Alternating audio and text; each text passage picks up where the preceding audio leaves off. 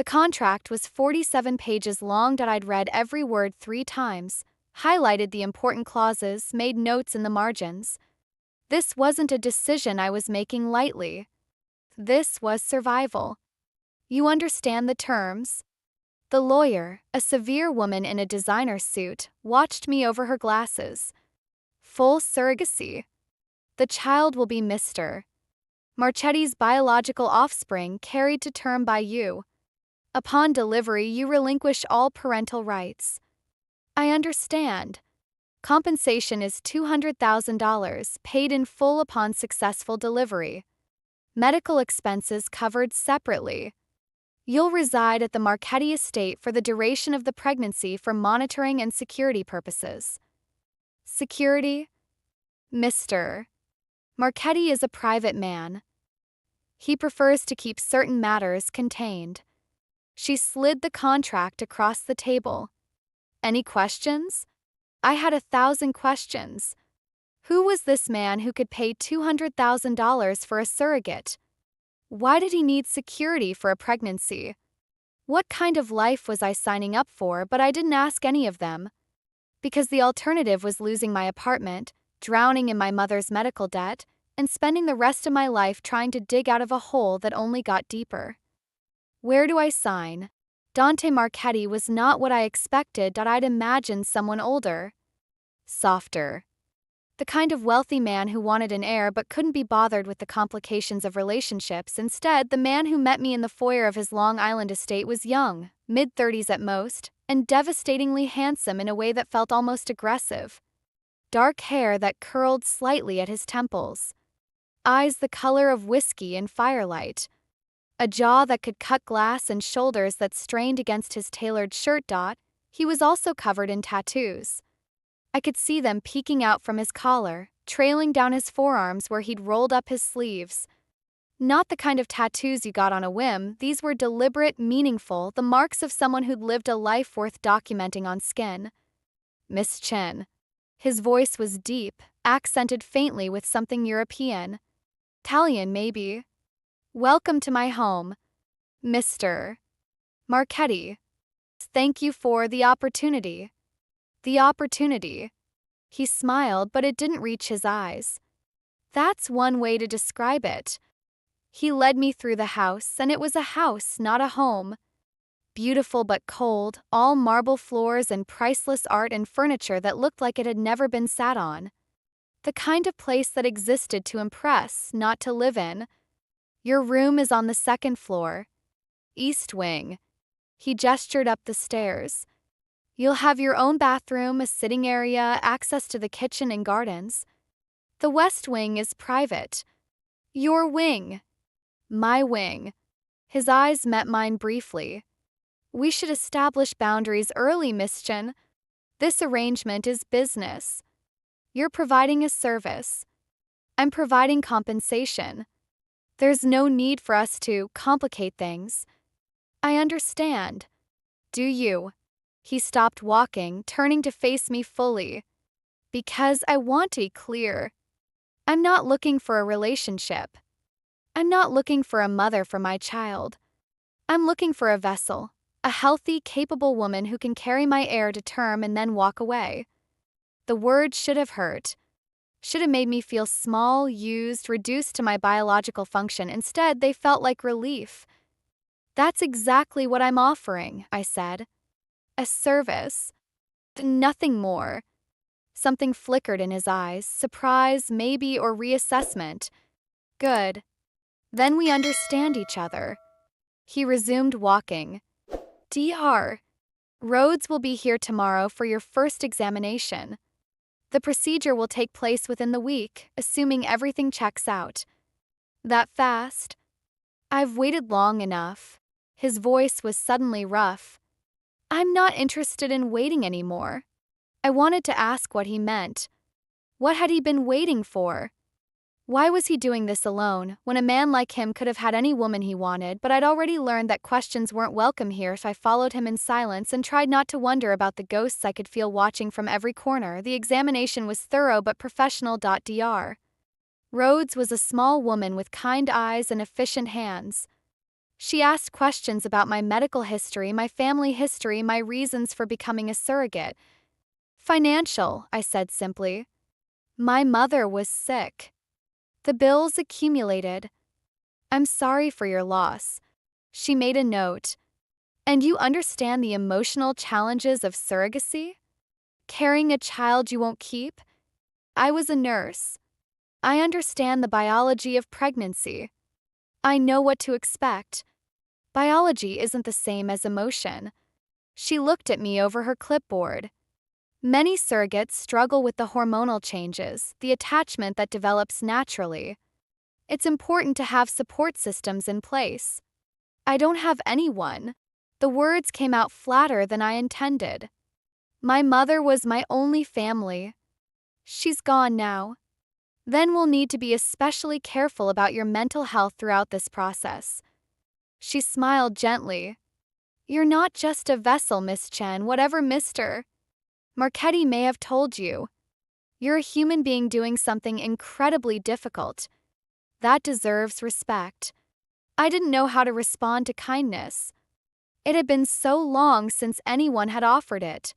Thank you, I managed. Now let's talk about the procedure. Procedure happened 5 days later. IT was clinical, efficient, over within an hour. I lay in a sterile room while doctors did things to my body that I tried not to think too hard about. Dante wasn't present. I hadn't expected him to be, but somehow his absence felt heavier than his presence would have. This child would be his. His DNA, his heir, his future, that I was just the incubator. Rest for the next few days, Dr. Rhodes instructed afterward. We'll know within 2 weeks if the implantation was successful. 2 weeks. 14 days of waiting to find out if my body had accepted a stranger's child. That I spent those days exploring the estate, trying to make the cold marble feel like something other than a prison. The gardens were beautiful, roses and hydrangeas and paths that wound through carefully manicured hedges. I walked them every morning, breathing in the salt air from the nearby ocean, pretending I was somewhere else. Dante was rarely visible. He left early, came home late, existed as footsteps in distant hallways and doors closing in other wings. When we did cross paths, he was polite but distant, checking on my health, asking if I needed anything, never staying long enough for conversation. That IT should have been exactly what I wanted. A business arrangement, clean and uncomplicated. Instead, I found myself wondering about him. About the empty rooms that felt like they'd once held laughter. About the photographs I'd noticed missing from their frames. About the nursery I'd glimpsed through a cracked door, already decorated, already waiting, as if he'd been preparing for this child long before I'd signed the contract. On day 13, Dr. Rhodes called with the news. Congratulations, Miss Chen. You're pregnant. I hung up the phone and sat in my beautiful empty room, trying to figure out why success felt so much like loss. Dante found me in the garden that evening.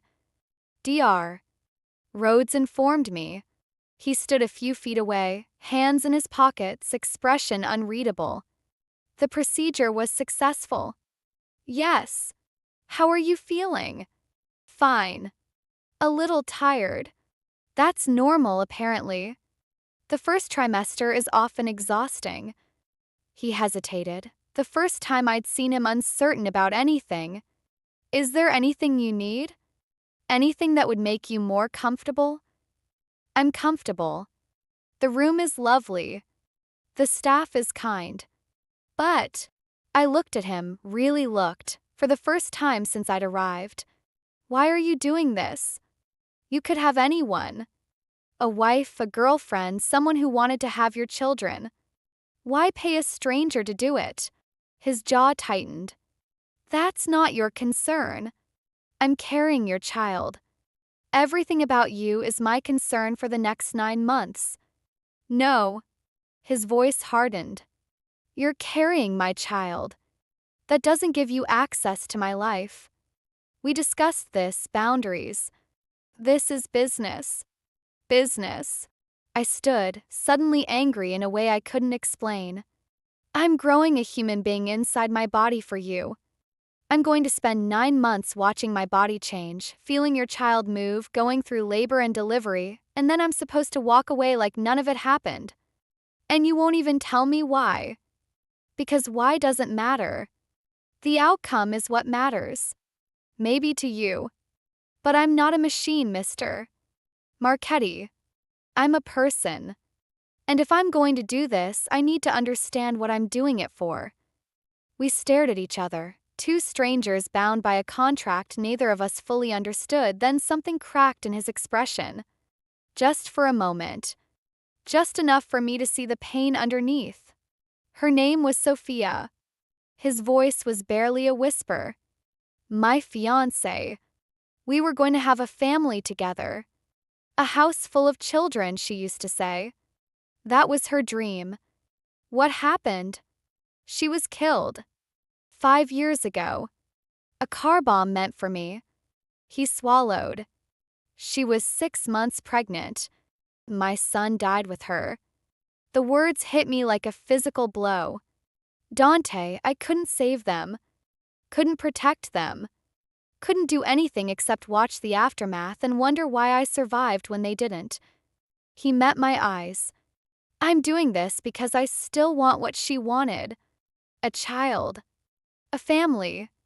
But I can't, I won't put another woman at risk by loving her. So you chose a surrogate. I chose a transaction. Something clean. Something that couldn't hurt me or anyone else. His laugh was bitter. I didn't expect you to ask questions. I'm sorry. I shouldn't have pushed, no. You had the right. He took a breath. Now you know. Does it change anything? I thought about Sophia. About the baby who'd never been born. About 5 years of grief that had led to this moment, a cold contract and a stranger carrying his child. Changes everything, I said quietly. And nothing at all. He looked at me for a long moment. Then he nodded. Good night, Miss Chin. Eliza. If I'm going to carry your child, you should call me Eliza. Something shifted in his expression. Good night, Eliza. He walked away and I stood in the garden, one hand on my stomach, wondering what I'd gotten myself into. The first trimester was a study in contradictions. My body was doing something miraculous, growing a life from almost nothing, but it felt like betrayal. Every wave of nausea, every moment of exhaustion, every strange craving reminded me that I was carrying a child I would never keep. Morning sickness is normal, Dr. Rhodes assured me during our weekly checkup. Your hormone levels are exactly where they should be. The baby is developing beautifully. The baby. Not my baby. The baby. I'd started that habit early, distancing myself linguistically from what was happening inside me. It was easier that way. Safer. Any concerns? She asked. Just the usual. Tired all the time. I can't keep down anything before noon. That should improve by the second trimester. In the meantime, small meals, ginger tea, plenty of rest. She made a note. How are things with Mr. Marchetti? Fine. Professional. You see him often? Rarely. He's busy. I'm here. Dr. Rhodes looked at me with something like sympathy. Surrogacy can be isolating, especially in situations like this. If you need someone to talk to, I'm fine. I forced a smile. Really? I knew what I was signing up for. But as the weeks passed, I began to wonder if that was true. The change started small. Dante began appearing at breakfast, not every day. His schedule was still unpredictable, but often enough that I stopped being surprised when I walked into the dining room and found him there, reading the paper, drinking espresso like he had all the time in the world. Good morning. He'd nod at me over his cup. How are you feeling? Better. The nausea's easing. Good. That's good. And that would be it, the extent of our conversation. Two strangers making small talk over croissants, connected only by the life growing between us, but then he started asking questions. Where did you grow up? Queens. Same apartment my whole life until... I trailed off. Until I couldn't afford it anymore. After my mother died. I'm sorry. And he sounded like he meant it. Were you close? She was everything. My father left when I was 3. It was just us for 25 years. I stirred my tea. She got sick 2 years ago. Ovarian cancer. Stage 4 by the time they caught it. You took care of her. I quit my job to do it. Used up all my savings. Took out loans. I laughed bitterly. The American healthcare system is a wonderful thing. My mother died anyway, and I inherited $250,000 in debt. Is that why you're doing this? The surrogacy? What other reason would there be? He was quiet for a moment. Some women want help. Want to give someone the gift of a child.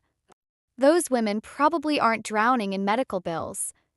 I met his eyes. I'm not going to pretend this is altruistic. I'm doing this because I need the money. But that doesn't mean I'll do it badly. I never thought you would. Then why do you look at me like you're trying to figure me out? He set down his cup. Because I can't. Figure you out, I mean. Most people I can read within minutes. Their motivations, their weaknesses, what they want from me. But you, what about me? You don't seem to want anything. Except to fulfill the contract and leave. Isn't that what you wanted? A clean transaction? It is. He held my gaze. I'm just not used to getting what I want. The second trimester brought changes I wasn't prepared for. The nausea faded, replaced by an energy I hadn't felt in months. My appetite returned, ferociously. And my body began to change in ways that made the pregnancy impossible to ignore. You're showing, Dante observed one evening, finding me in the garden. I looked down at the small swell beneath my dress. 12 weeks. The books say it's normal. May I? He gestured toward my stomach, then seemed to catch himself. Sorry. That's inappropriate. The contract says a lot of things. I took his hand and placed it on my belly. This is your child. You should be able to feel them. His palm was warm against me, large and gentle. For a long moment, neither of us spoke. There's nothing yet, I said. Movement doesn't start until later. But they're there. Growing. They. His voice was rough. You don't know the sex? I asked them not to tell me. I thought it would be easier. To not know. Easier to walk away. Yes. He didn't remove his hand. If anything, his touch became more deliberate, more present. What if I don't want you to walk away? My heart stuttered. What? I've been thinking. About the contract. About what happens after. His eyes met mine. The original terms were clear. You deliver the child, you leave, we never see each other again. But circumstances have evolved. Evolved how? I find myself not wanting that anymore. He pulled his hand back, running it through his hair. This was supposed to be simple. Transactional. Instead, I wake up every morning looking forward to seeing you at breakfast. I come home early hoping you'll be in the garden. I think about you when I should be thinking about work. Dante, I know this isn't what either of us agreed to. I know it complicates everything. He stepped back. Forget I said anything. Contract stands. When this is over, you'll have your money and your freedom exactly as promised. And if I don't want that either? He went still. What are you saying? I'm saying I don't know what I want. I signed that contract thinking I could stay detached. Treat this like a job. But then you told me about Sophia and I started seeing you differently. Not as a client, but as a person. A person who lost everything and is trying to rebuild. Eliza, I'm not asking for anything. I'm just being honest. I touched my stomach. This child is going to connect us forever, whether we like it or not. Maybe we should figure out what that means before they arrive. He was quiet for so long I thought he wasn't going to respond. Then he took a step toward me, closing the distance I'd created. Have dinner with me. We have dinner every night. Not like that. A real dinner. Where we talk about something other than the pregnancy. His eyes held mine. Where we try to figure out if this connection is real or just hormones and proximity. And if it's real, then we renegotiate the contract. He smiled, the first real smile I'd seen from him. I'm very good at negotiations. The dinner happened 3 nights later. He took me to a restaurant in Manhattan, a tiny Italian place that didn't look like much from outside but served food that made me understand why people cried. About pasta. My grandmother's recipe, Dante explained, watching me devour my third piece of bread. The owner is a family friend. He's been making this since before I was born. It's incredible. Wait until you try the tiramisu. He poured more water into my glass.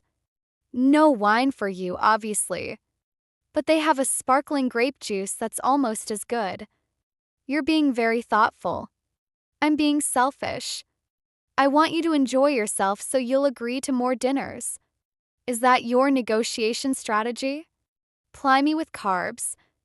Among other things, his expression softened. I want to know you, Eliza. Beyond the contract. Beyond the pregnancy. I want to know who you are when you're not being a nurse or a caretaker or a surrogate. I'm not sure I know who that is anymore. I've been taking care of other people so long, I forgot how to take care of myself. Then let me help. Not because of the baby, because of you. He reached across the table, his fingers brushing mine. You've spent your whole life putting others first. Your mother. Your patience. Now my child. When was the last time someone put you first? I couldn't answer. Couldn't remember. That's going to change, he said. Starting now. The courtship, because that's what it was despite everything, continued through the second trimester. Dinners became a regular occurrence. So did walks in the garden, movies in the estate's screening room, late-night conversations in the library. We talked about everything, our childhoods, our fears, our dreams for the future. I learned that Dante had taken over his family's business at 23 after his father's sudden death. That he'd built it into something legitimate over the past decade, distancing himself from the darker aspects of his inheritance. That Sophia had been his high school sweetheart, the only woman he'd ever imagined marrying. After she died, I shut down, he admitted one night. Focused only on work. Building. Teething. Anything to avoid feeling. And now I feel too much. His hand found my belly, which had grown considerably. Every time I feel them move, I think about what I lost. And what I might have again.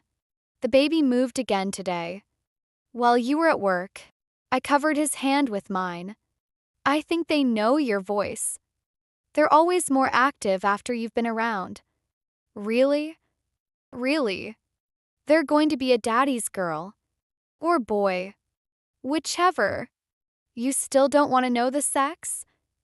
I still think it'll be easier if I don't. He was quiet for a moment. What if I don't want it to be easy? What do you mean? I mean the contract. The terms we agreed to. He turned to face me fully. What if I want to change them? My heart pounded. Change them how? Clause about you leaving after the birth. About relinquishing all contact. His eyes held mine. What if I want to strike that clause entirely? Dante, I'm not asking you to be the baby's mother. I know the biological reality of the situation. But I am asking if you'd consider staying. Being part of our lives.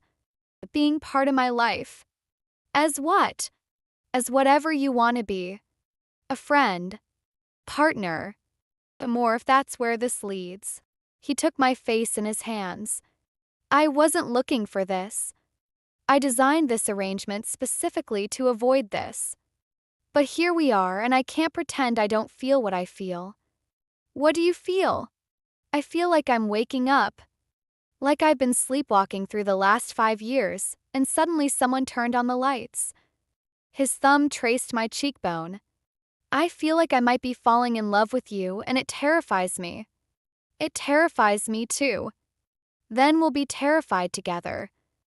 He kissed me, soft at first, then deeper, a promise as much as a question. When we finally pulled apart, both breathing hard, I knew everything had changed. Contract says the child is mine, he whispered.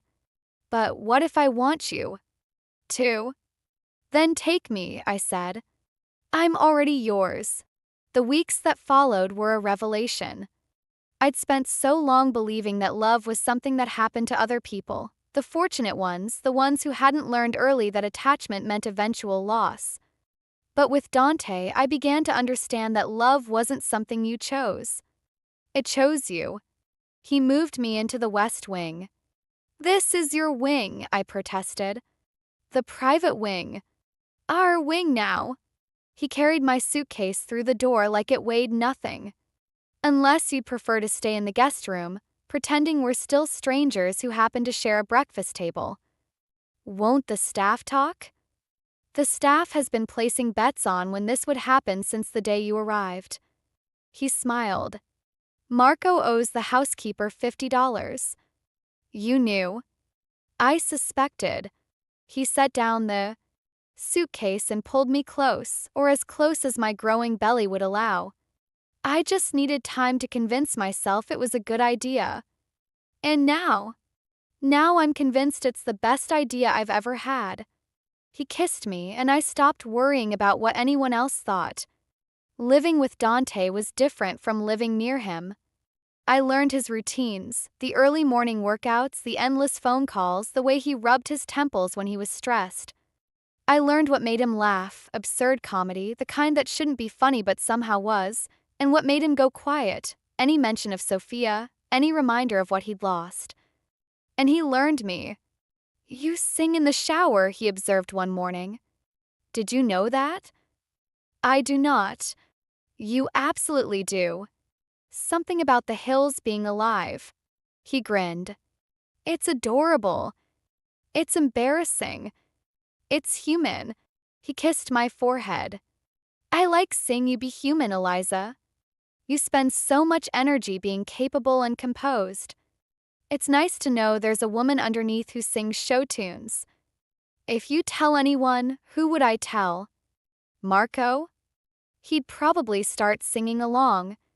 I threw a pillow at him. He caught it, laughing, and I realized this was what I'd been missing my whole life. Not just love, but lightness. The freedom to be silly and imperfect and wholly myself. Lucia Marchetti arrived on a Tuesday afternoon. I'd heard about Dante's mother, strong-willed, traditional, deeply involved in her son's life despite his attempts to keep her at arm's length. But nothing prepared me for the small, fierce woman who swept into the estate like she owned it, which technically she once had. So, she stood in the foyer, examining me with dark eyes that missed nothing. You're the surrogate, Eliza Chen. I extended my hand. It's nice to meet you, Mrs. Marchetti. She ignored my hand. How far along? 22 weeks. And you're living in my son's wing now, sharing his bed. Mother. Dante appeared behind me, his voice carrying a warning. We discussed this. You discussed. I listened. That's not the same thing. She circled me slowly, assessing. She's pretty enough. Healthy. Good bone structure. She's also standing right here, I said. And capable of participating in conversations about herself. Lucia's eyes narrowed. Then, unexpectedly, she laughed. She has spirit. That's good. My son needs someone who won't let him brood in corners. She finally took my hand, her grip surprisingly warm. I'm not here to approve or disapprove. I'm here to meet the woman carrying my grandchild. And apparently, the woman who's made my son smile for the first time in 5 years. I didn't realize I was doing that. He didn't either. That's how I knew it was real. She released my hand. Come. We'll have tea. You'll tell me everything about yourself, and I'll decide whether you're worthy of this family. And if I'm not, then I'll make your life very difficult. She smiled sweetly. But something tells me that won't be necessary. Tea with Lucia was an interrogation disguised as a social call. She asked about my education, nursing degree, top of my class, my family, only child, mother deceased, father unknown, my intentions, complicated, evolving, probably not what she wanted to hear. You signed a contract to carry my grandchild and walk away, she summarized. Now you're sleeping with my son and reconsidering that plan. I didn't plan any of this. No one plans love. It happens despite our best efforts. She sipped her tea. I didn't plan to fall for Dante's father. He was inappropriate, too poor, too ambitious, too dangerous. My family forbade it. What did you do? I married him anyway. Built a life with him. Had 2 sons. Her expression softened. He died when Dante was 23. Heart attack. One moment he was there, the next he was gone. I'm sorry. Don't be sorry. Be smart. She set down her cup. My son has already lost one woman he loved. He won't survive losing another. If you're not certain about this, about him, about the life you'd be choosing, then walk away now. Take your money and disappear. It will hurt him, but he'll recover. And if I stay, then you stay forever. No halfway. No second thoughts. Her eyes held mine. Can you promise me that? I thought about the contract, about the clean transaction I'd signed up for, about the money that would solve all my problems if I just walked away. Then I thought about Dante, about the way he looked at me, about the life growing inside me that had somehow become ours instead of his. I can promise to try, I said. Every day. For as long as he'll have me. Lucia studied me for a long moment. Then she nodded. That's the right answer. Anyone who promises forever without hesitation is lying. She stood. Welcome to the family, Eliza. Try not to break my son's heart. I'll do my best. See that you do. The 3rd trimester arrived with a vengeance. My body, which had been relatively cooperative until now, decided to remind me that growing a human was serious business. My back ached constantly. My feet swelled to twice their normal size. And the baby, who we'd finally agreed to learn was a girl, seemed determined to practice kickboxing at 3 in the morning. She's going to be a fighter, Dante murmured one night, his hand on my belly as we lay in bed. Just like her mother. I'm not her mother. The words came out automatically, a reflex I'd trained into myself. But they felt wrong now. False. Eliza. Dante propped himself up on one elbow. We need to talk about that. About what? About what happens after she's born. About what role you'll have in her life. He hesitated. The original contract. I know what the contract says. Let me finish. He took my hand. The original contract says you relinquish all parental rights upon delivery. But I've had my lawyers draft an amendment. A new version that recognizes you as her legal mother with full custody rights. You want to adopt me into our own child's life? I want to give you the choice. The contract you signed didn't allow for circumstances to change. But they have changed. You're not just a surrogate anymore. You're my partner. The woman I love. The woman I want to raise this child with. Dante, you don't have to decide now. I just want you to know the option exists. He kissed my forehead. Whatever you choose, I'll support you. If you need to walk away, I'll let you go. But if you want to stay, really stay, then I want to make that official. I lay there in the darkness, his hand warm on my belly, our daughter kicking against his palm. Ask me again after she's born, I said finally. When the hormones have settled and I can think clearly. Fair enough. But Dante. Yes. I already know what I'm going to say. He smiled. So do I. Complication came at 34 weeks. I woke up bleeding.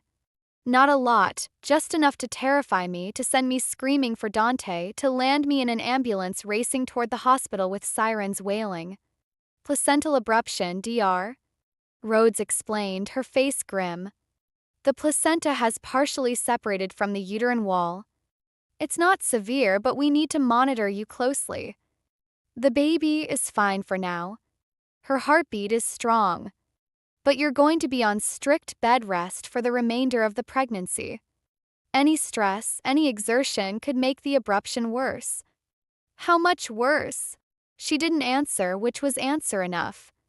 Dante didn't leave my side for 3 days.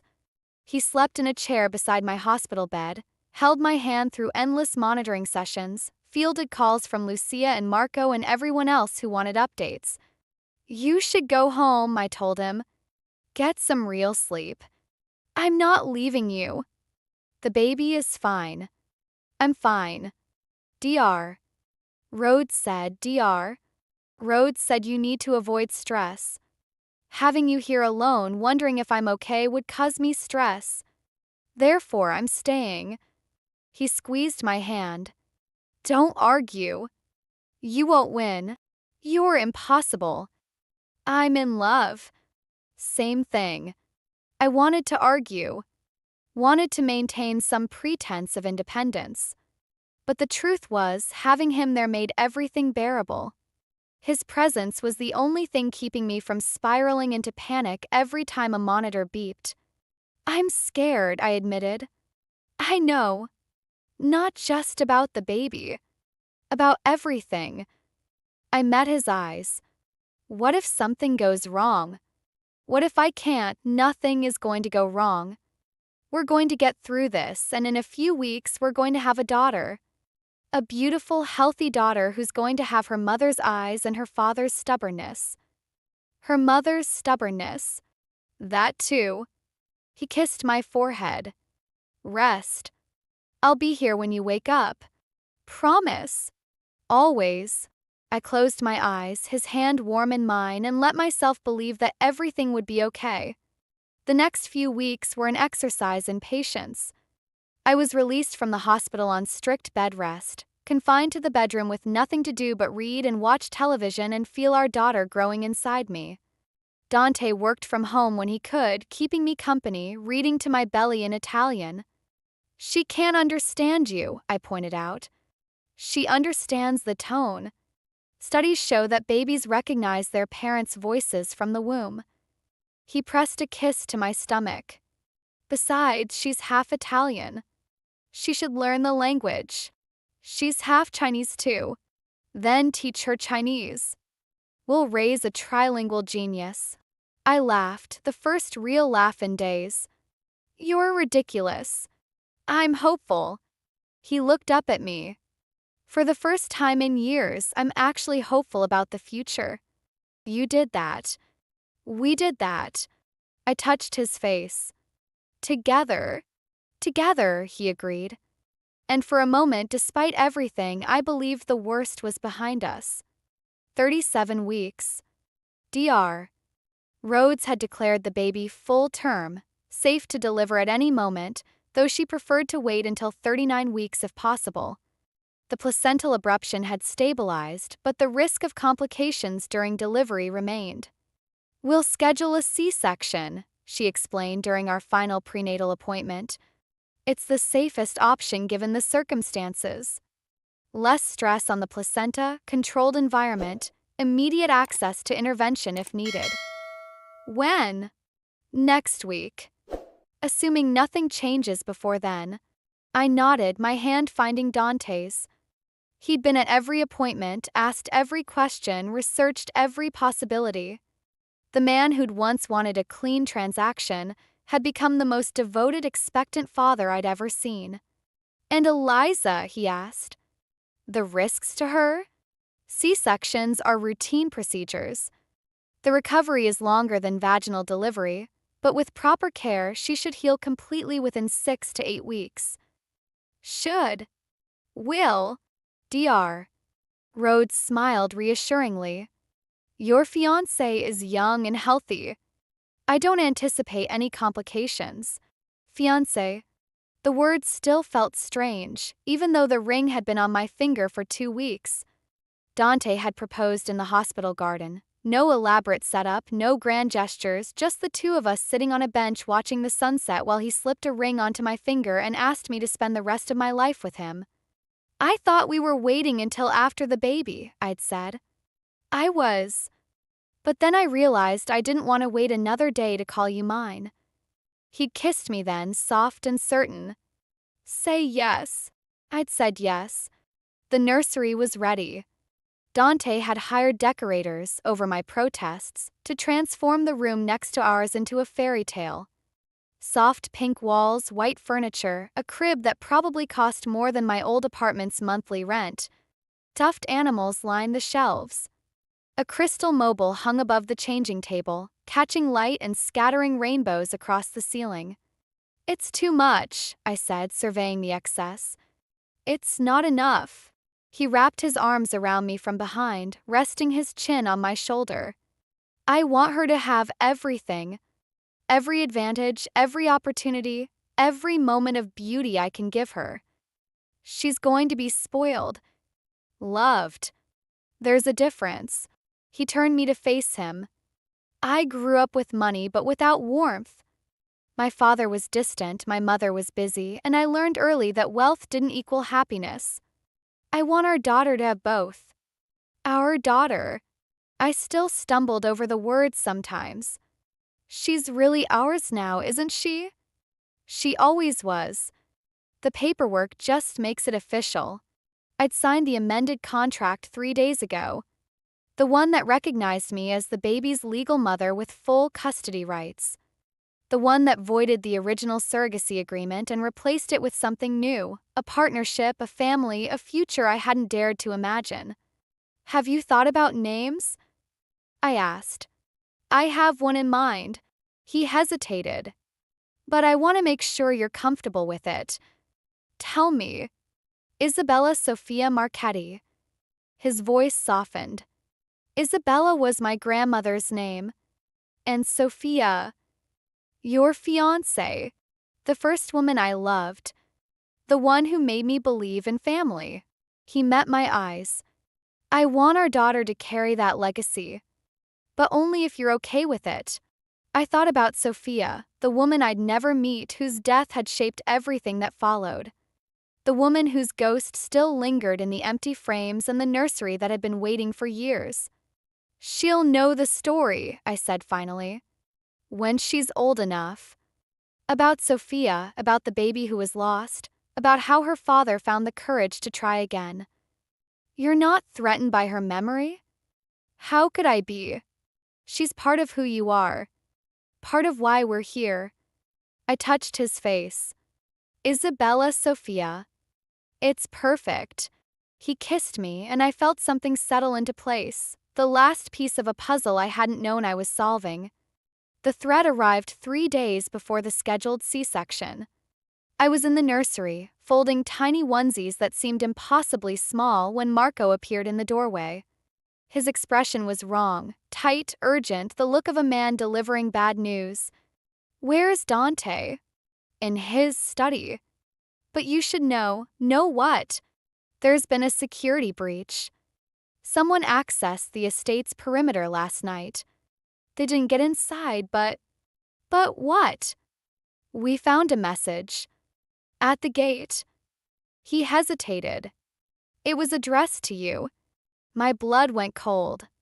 What kind of message? Marco handed me a photograph. It was me. Walking in the garden 3 weeks ago before the bed rest, before I'd been confined to the house. Someone had been watching. Someone had been close enough to capture my face, my belly, the ring on my finger. On the back, handwritten, the Marchetti heir should have been mine. This isn't over. Dante's reaction was controlled fury. Salvatore. He spat the name like a curse. It has to be Salvatore. Who's Salvatore? My cousin. We grew up together, worked together, until he decided he deserved more than his share. Dante paced the study like a caged animal. He's been making moves against the family for years. Small things, business disruptions, stolen contacts. But this is different. Different how? Personal. His eyes met mine. He knows about you. About the baby. He's using that to get to me. Why would your cousin care about our daughter? Because she's a threat. To his position, to his ambitions. Dante stopped pacing. When my father died, I inherited the business. But there was always an understanding that if I didn't produce an heir, leadership would eventually pass to Salvatore's line. He's been waiting for that, counting on my refusal to remarry to have children. And now that you have, now he's desperate. Dante's jaw tightened. He won't get near you. I'll have security tripled, the house locked down, Dante. I crossed to him, taking his hands. I'm not afraid. You should be. Maybe. But I trust you. And I trust Marco. And I trust that you won't let anything happen to us. I placed his hand on my belly. She's coming in 3 days. Whatever Salvatore is planning, he's too late. You don't know him. He's ruthless. Patient. He'll wait for the right moment, then we won't give him one. I met his eyes. We'll have the C-section as planned.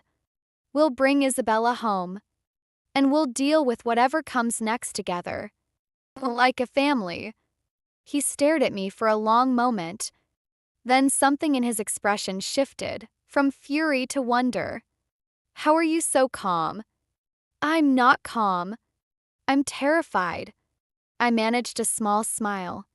But I've spent my whole life being afraid.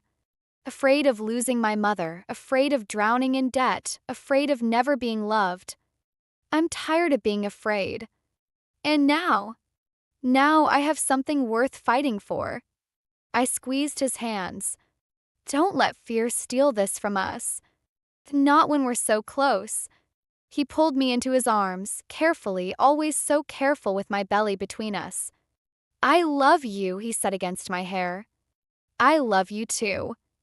Whatever happens, we face it together. I pulled back to look at him. That's what family does. The next 3 days were tense but uneventful.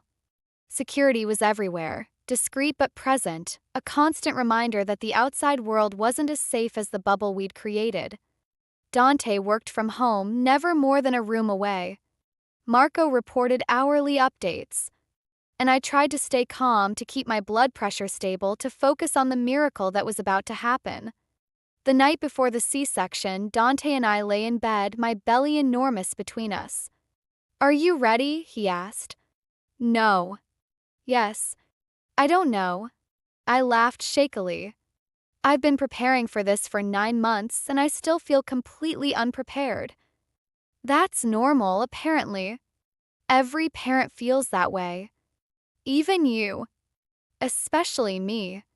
He propped himself up on one elbow.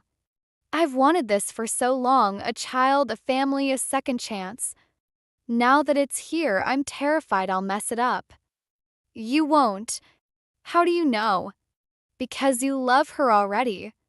I see it every time you talk to her, every time you touch my belly, every time you read to her in Italian. I covered his hand with mine. Love doesn't guarantee perfection, but it guarantees effort. And effort is enough. When did you become so wise? Somewhere between the morning sickness and the placental abruption. I smiled. Pregnancy changes you. It's changed both of us. Kissed me softly. Get some sleep. Tomorrow we meet our daughter. Our daughter. I closed my eyes, letting the words settle into my heart. Isabella Sofia Marchetti. The start of something new. The start of everything. The morning dawned gray and cold. I woke early, too anxious to sleep, and found Dante already awake beside me.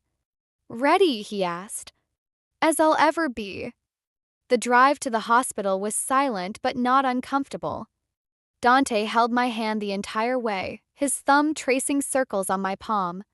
Marco drove. 2 security vehicles followed. Whatever Salvatore was planning, we weren't taking chances. Dr. Rhodes met us at the entrance, her smile reassuring despite the gravity of what we were about to do. How are we feeling? Nervous. Good. That means you're human. She squeezed my shoulder. Everything is ready. Your daughter will be in your arms within the hour. 1 hour. 60 minutes. The last 60 minutes of my life as it had been. I looked at Dante, my partner, my fiancé, the father of my child. Let's go meet our daughter, I said. Kissed me once more. Together. Together. The operating room was cold and bright. I lay on the table, a curtain blocking my view of what was happening below my chest, Dante beside me in surgical scrubs holding my hand. The anesthesia had numbed everything from the ribs down, but I could still feel pressure, strange, disconnected movements that told me Dr. Rhodes was working. You're doing great, Dante murmured, his face pale beneath the surgical mask. Just a few more minutes. Are you okay? You look like you're about to faint. I'm fine. Just, there's more blood than I expected. Don't look at the blood. Look at me. He met my eyes and I saw everything there. The fear, the hope, the overwhelming love that had transformed us both over the past 9 months. I love you, he said. I love you too. Now stop looking at the blood. Dr. Rhodes' voice cut through the tension. Almost there. One more moment, and here she is. A cry filled the room. High and thin and absolutely perfect. Congratulations, Dr. Rhodes said, lifting a small, squirming, blood-covered creature above the curtain. You have a beautiful, healthy daughter. Isabella Sofia Marchetti announced her arrival with another wail, her tiny fists clenched, her face scrunched in outrage at the indignity of being born. Dante made a sound I'd never heard from him, something between a laugh and a sob. Tears streamed down his face as a nurse placed our daughter on my chest, her warmth soaking through the surgical gown. Hello, Bella, I whispered, touching her impossibly small fingers. We've been waiting for you. She stopped crying at the sound of my voice, her unfocused eyes searching for the source.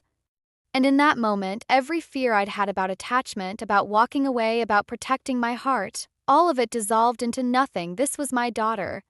My child. No contract could change that. No amount of money could have prepared me for how it would feel to hold her. She's perfect, Dante said, his voice cracking. Absolutely perfect. She has your nose. She has your mouth. He leaned down, pressing a kiss to Isabella's forehead, then to mine. Thank you. For her. For everything. Thank you for choosing me. I didn't choose you. He smiled through his tears. Fate did. I just had the sense to recognize it. The recovery room was quiet. Isabella slept in a bassinet beside my bed, her tiny chest rising and falling with each breath. Dante sat in the chair beside me, one hand holding mine, the other resting on the edge of the bassinet like he couldn't bear to be too far from either of us. You should rest, he said. The surgery took a lot out of you. I can't stop looking at her. Neither can I. He stroked Isabella's cheek with one gentle finger. I keep expecting to wake up, to find out this was all a dream. It's not a dream. I know. That's what makes it terrifying. He met my eyes. For 5 years, I told myself I didn't deserve this. That Sophia and our son died because of me, because of who I am, what I do. I convinced myself that wanting a family again was selfish, that I'd only be putting more people at risk. And now I realize that's exactly what Salvatore wanted. For me to stay frozen, to never move forward. His jaw tightened. I won't give him that satisfaction. A knock at the door interrupted us. Marco entered, his expression tense. We have a situation. Dante stood immediately. What kind of situation? Salvatore. He's here. In the hospital. My blood turned to ice. What? He got past security somehow.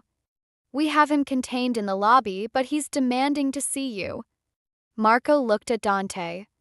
He says he has information about what really happened to Sophia. The room went silent. Dante's face had turned to stone.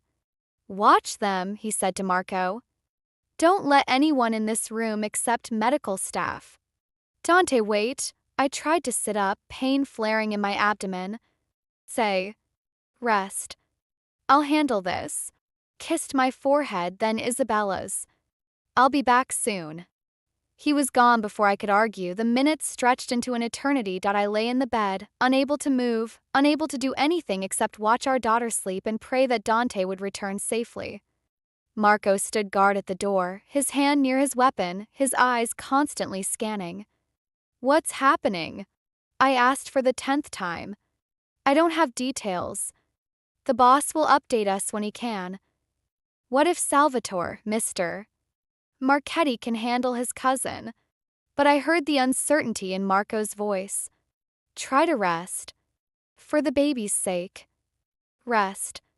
As if I could rest when the man I loved was confronting someone who'd threatened our family. 20 minutes passed. Then 30. Finally, the door opened. Dante walked in, his face ashen, his hands shaking. He crossed to the bed without speaking, pulling me into his arms as carefully as my surgical incision would allow. What happened? I demanded. What did he say? He told me the truth.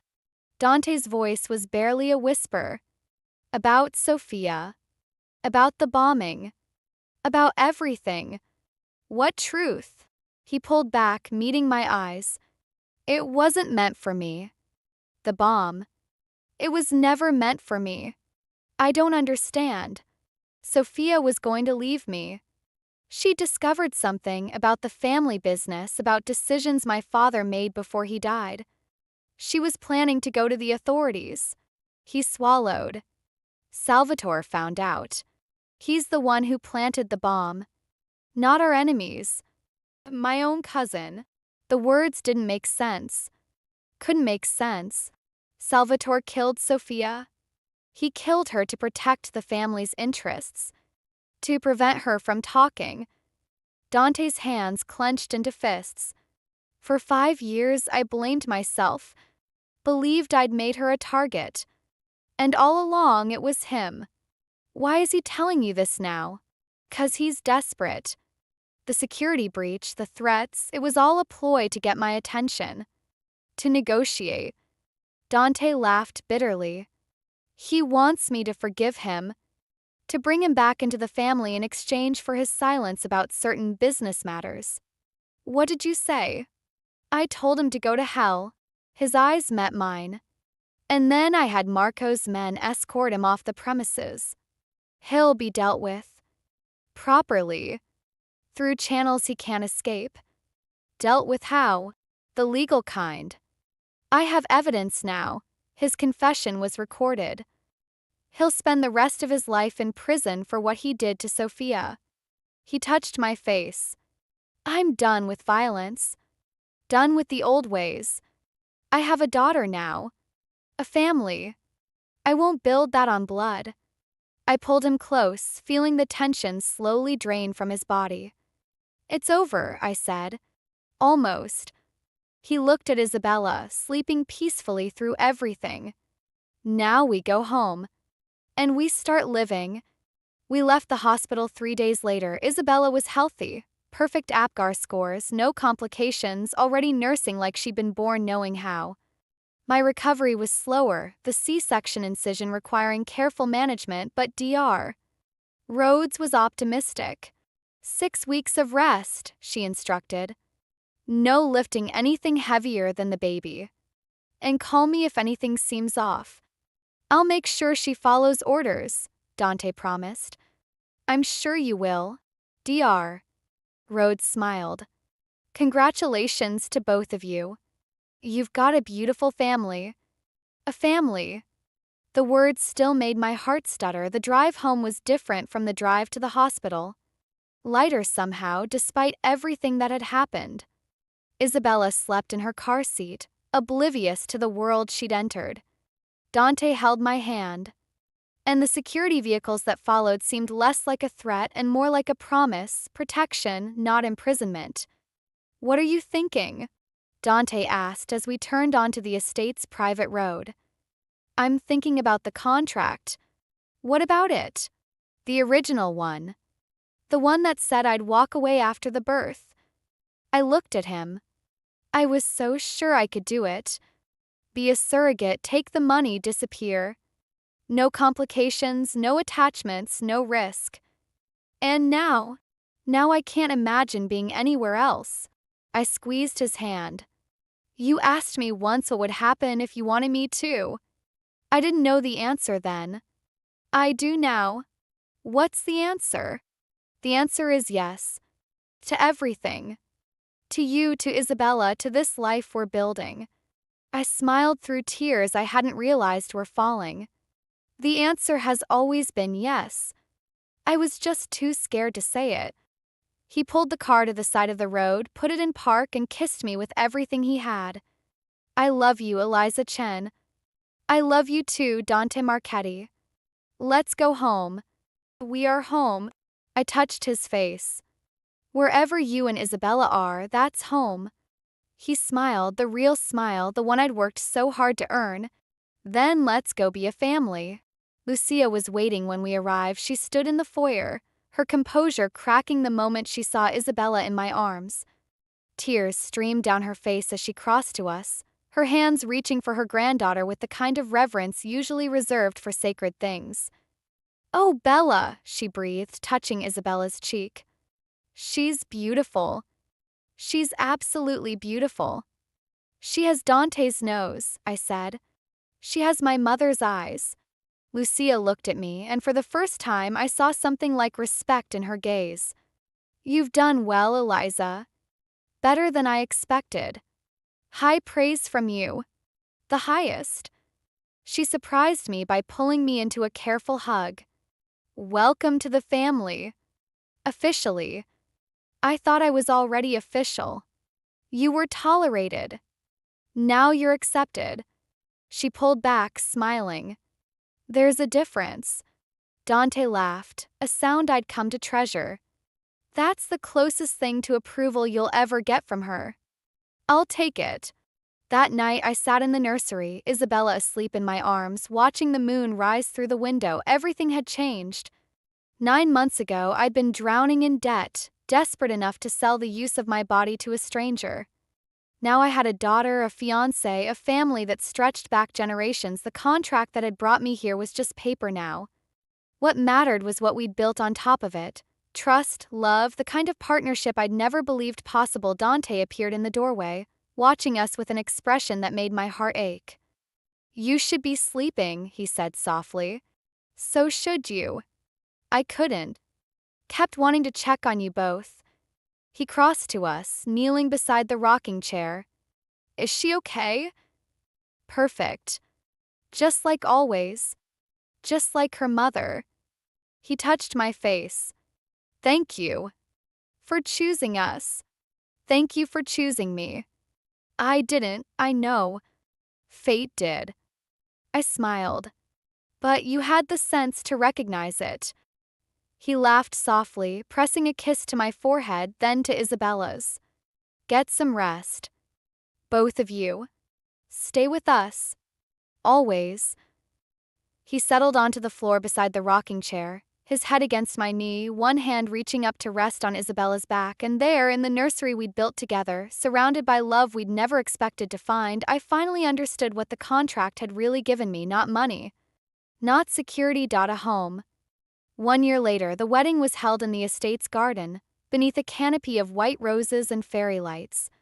200 guests filled the rows of chairs, family, friends, business associates who'd become allies in Dante's transformation from crime lord to legitimate businessman, but I only had eyes for the man waiting at the altar. Dante stood in a perfectly tailored charcoal suit, his dark hair slightly longer than when we'd met, his amber eyes bright with emotion. Beside him, Marco held Isabella, now 14 months old and utterly unimpressed by the proceedings, more interested in grabbing at the flowers on Marco's lapel than watching her parents get married. "Ready?" Lucia asked, her hand on my elbow. She'd insisted on walking me down the aisle. "Someone should," she'd said, "and I've decided it's going to be me. As ready as I'll ever be." "Nervous?" "Terrified." "Good." She smiled. "That means it matters." The music began, a string quartet playing something classical that Dante had chosen, and we started down the aisle. I wore a simple white dress, nothing elaborate, with my mother's jade pendant at my throat. The only jewelry that mattered. Every step brought me closer to the future I'd never imagined. Every step erased another piece of the woman I'd been, desperate, alone, willing to sell her body to survive. In her place was someone new. Someone who'd learned that love wasn't a transaction, that family wasn't about blood, that home was wherever the people you loved happened to be. Dante took my hand when I reached him, his grip warm and steady. "You look beautiful," he whispered. "You look terrified." "I am terrified. I'm marrying a woman who broke into my life and refused to leave." "I didn't break in. I signed a contract." "Same thing." He smiled. "And I wouldn't have it any other way." The ceremony was short but meaningful. We'd written our own vows, something I'd agonized over for weeks, trying to find words big enough to hold everything I felt. "I came to you with nothing," I began, my voice steady despite the tears threatening. "No family. No home. No hope for anything beyond survival. You offered me a contract, and I thought that was all it would ever be. A transaction. A business arrangement. Something clean and uncomplicated." Dante's eyes never left mine. "But you gave me so much more than money. You gave me a daughter. A family. A reason to believe that love wasn't just something that happened to other people." I squeezed his hands. "I promise to keep choosing you. Every day. Even when it's hard. Especially when it's hard. Because that's what family does." He was crying now, not bothering to hide it, not caring who saw. "Eliza." His voice was rough. "When I drafted that contract, I thought I knew what I wanted. A child without complications. An heir without the risk of attachment. I'd convinced myself that love was a vulnerability I couldn't afford. And now I know that love is the only thing worth affording." He touched my face. "You taught me that. You and Isabella. You showed me that opening my heart wasn't weakness, it was the bravest thing I'd ever done. Even braver than running a crime empire. Much braver." He laughed through his tears. "I promise to keep being brave. To keep choosing vulnerability over walls. To keep building a life worthy of the woman who saved me." "I didn't save you." "You absolutely did." He kissed my forehead. "You saved all of us." The officiant pronounced us married, and Dante kissed me while 200 guests cheered and Isabella shrieked with delight at all the noise. "Mrs. Marchetti," he murmured against my lips. "Mr. Marchetti." I like the sound of that. So do I.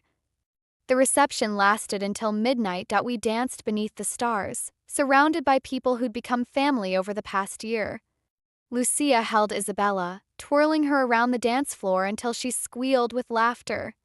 Marco gave a toast that made everyone cry. Even Dr. Rhodes was there, watching with satisfaction as the surrogate she'd been so worried about became a wife, a mother, a woman transformed. "Happy?" Dante asked during a rare quiet moment. "Deliriously." "Good. That was the goal." He pulled me closer. "I have something to show you. Now." He led me through the garden, past the rose bushes and the fountain, to a corner of the estate I'd never explored. There, beneath an ancient oak tree, stood a small marble monument. "Sophia Marchetti and baby Gabriel forever in our hearts, forever part of our family," I had it placed last month, Dante said quietly. I wanted them to be here, to be part of our celebration, even though they couldn't be here in person. Dante, Isabella knows about them. I've told her stories. About her brother who would have loved her, about the woman who wanted a house full of children. He swallowed. I don't want her to grow up thinking she replaced them. I want her to know she expanded the family, made it bigger, not different. I touched the cold marble, thinking about the woman I'd never met, the one whose death had shaped everything that followed. She would have been happy for you, I said.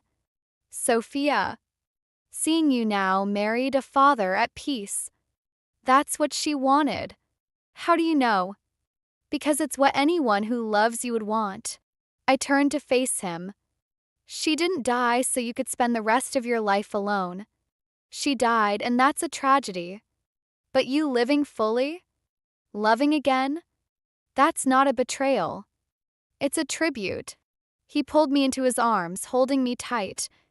I don't know what I did to deserve you. You signed a contract with a desperate woman. Everything else just happened. The best contract I ever signed. Best contract I ever signed, too. The months that followed were the happiest of my life. Isabella grew from a baby into a toddler, walking, talking, developing a personality that was equal parts her father's intensity and my stubbornness. She called me Mama without hesitation, without qualifiers, without any awareness that there had ever been a contract that said otherwise. I started working again, not as a nurse but as a patient advocate at the hospital where Isabella had been born. Helping families navigate the impossible maze of medical bills, insurance claims, the kind of financial devastation that had nearly destroyed me. You're making a difference, Dante said one evening, watching me review case files at my desk. These families are lucky to have you. I'm lucky to be in a position to help. I looked up at him. A year ago, I was one of them. Drowning in debt, out of options, willing to do anything to survive. Now I can pull others out of that water. That's poetic. It's true. I set down my pen. The contract gave me money, but it also gave me perspective. I know what it feels like to have nothing. I won't forget that. I know you won't. He kissed my forehead. It's one of the things I love about you. Only one? One of many. He smiled. I'm still compiling the list. Salvatore's trial concluded in the spring. I didn't attend, neither did Dante, but Marco provided updates. The evidence was overwhelming. The recorded confession, financial records linking him to the bombing, testimony from associates who'd finally found the courage to speak. He was convicted of first-degree murder and sentenced to life without parole. It's over, Dante said when the verdict came in. Finally, completely over. How do you feel? I don't know. Relieved. Empty.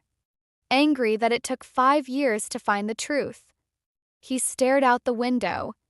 Sophia deserved justice sooner. She deserved to live. Justice is the next best thing. I know. He turned to face me.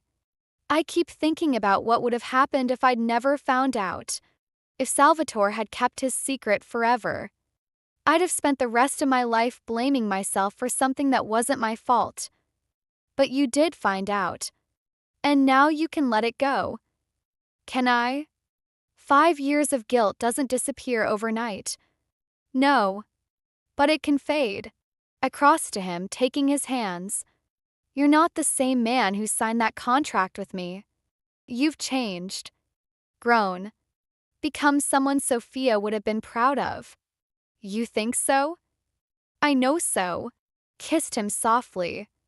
Now stop dwelling on the past and help me decide what color to paint the new nursery. He went still. The new nursery? Isabella's going to need a sibling eventually. And this house has too many empty rooms. Eliza, are you saying what I think you're saying? I'm saying that the contract only covered one baby. I smiled. But I'm open to amendments. He kissed me then, deep and desperate and full of joy. Have I mentioned lately how much I love you? You could mention it more. I love you. I love you. I love you. Each word punctuated with a kiss. Is that enough? It's a start. 2 years later, I stood in the garden watching Isabella, now 3, chase her baby brother Gabriel around the rose bushes. Dante stood beside me, his arm around my waist, a smile on his face that had become permanent over the past few years. Careful, Bella, he called. Don't let him fall. I'm being careful, Papa. She grabbed Gabriel's hand, leading him away from the thorns with the kind of protective instinct that seemed hardwired into her DNA. She's going to be a good big sister, I said. She already is. He pulled me closer. Just like her mother. I don't have siblings. You have Lucia. And Marco. And everyone else who's adopted you into this family. Kissed my temple. Family isn't about blood. It's about choice. You taught me that. I thought you taught me that. Maybe we taught each other. He smiled. That's what partnership means. We stood in silence for a moment, watching our children play in the garden where we'd been married. Where Sophia and Gabriel were memorialized. Where so many impossible things had become possible. Any regrets? Dante asked. About what? Any of it. Contract. Pregnancy. Giving up the life you had before. I thought about the woman I'd been, desperate, alone, willing to sell her body to survive. I thought about the contract I'd signed, the terms I'd agreed to, the clean transaction that was supposed to be my only connection to this man. Then I thought about what I had now. A husband who loved me. 2 children who called me Mama. A family that stretched in every direction, built from choice instead of obligation. I don't have regrets, I said. I have gratitude. For what? For you. For them. I gestured at Isabella and Gabriel. For the contract that brought me here, even though it was supposed to take me away. The contract was just paper. The contract was a beginning. I turned to face him. Everything that came after, that was us. Our choices. Our love. And now we keep choosing. Kissed him softly. Every day. For as long as we have. He smiled, the real smile, the one that had taken so long to earn but was now freely given. That sounds like a good contract to me. The best one I've ever signed. Gabriel shrieked with laughter as Isabella tickled him. The sun was setting, painting the garden in shades of gold and rose. Somewhere inside, Lucia was preparing dinner, singing the Italian lullabies she'd once sung to Dante. This was my life now. Not the one I'd planned. Not the one I'd expected, but the one I'd been brave enough to choose, and it was more than I'd ever dared to dream. Thank